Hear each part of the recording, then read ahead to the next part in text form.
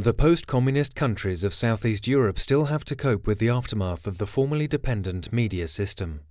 In order to point out challenges concerning media freedom and diversity and to give impulses for remedy, 3 organizations joined forces: the Southeast Europe Media Organization, the Central European Initiative, and the Konrad Adenauer Foundation. Once every year, they meet in one of 10 countries for the Southeast Europe Media Forum. Since we are organizing this forum at different locations in different regions, we are able to highlight the media landscapes of specific countries.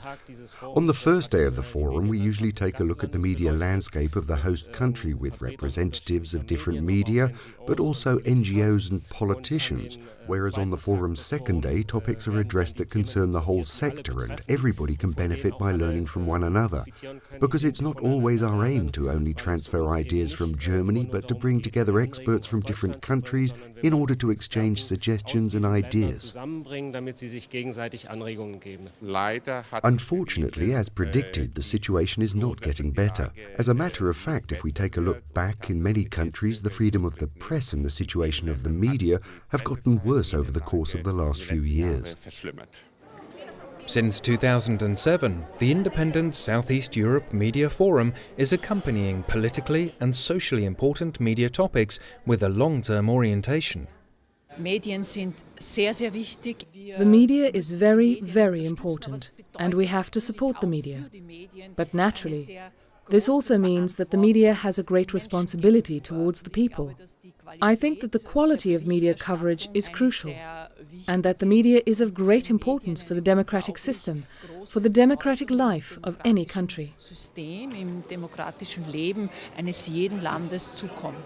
It is important to the organizers to highlight the journalistic commitment for society. Therefore, the Central European Initiative and the Southeast Europe Media Organization, with the support of the Konrad Adenauer Foundation, award particularly successful journalistic achievements with an Investigative Journalism Award. At the Southeast Europe Media Forum, owners of media, politicians, regulators and academics are invited, in addition to journalists, to address and discuss the most topical media issues extensively and in a future-oriented manner. It's important for traditional media outlets to be successful on the web. Newspapers and TV stations can only stand the test of time nowadays and be credible for their readers and viewers if they get involved on the internet as well. Against this background, adequate strategies need to be elaborated. The regulatory framework needs to be created, especially concerning the audiovisual media. The goal of this forum is to find the best way to achieve this in a region in which the media sector is economically unstable. Ideal version is the technological leaders, Apple, Google and Facebook, to understand the need that they shall share their technologies and they shall share their revenues with the small players which are not that relevant for them, but are very relevant for maintaining quality and diversity. Something changed, and this something is called social media.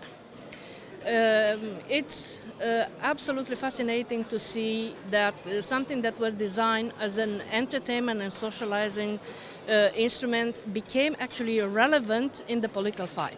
The social media can put now pressure on the traditional media, on the legacy media, in order to perform more professionally. Because truth cannot be hidden anymore. The media's challenges in Southeast European countries are not always the same, but suggestions from other countries often help significantly with solving problems. Therefore, getting to know each other is very important to many of the experts at the Southeast Europe Media Forum. We don't all have to agree, but as long as we can sit down and exchange our views, see if we can find some level on which we can communicate, which we can sort of maybe come to a sort of compromise. We're not going to do that without talking, and the best, despite all this technology, all the VR and internet, still just coming face to face with someone and talking in person will never be replaced by anything. It's a great advantage of this conference that one is able to establish a lot of good contacts and become acquainted in matters of diversity of opinion. This has a great influence on communication and networking. It's highly interesting to see this, the range of opinions. That's thanks to a conference like this, especially that Central Europe has a better contact to Southeast Europe and vice versa.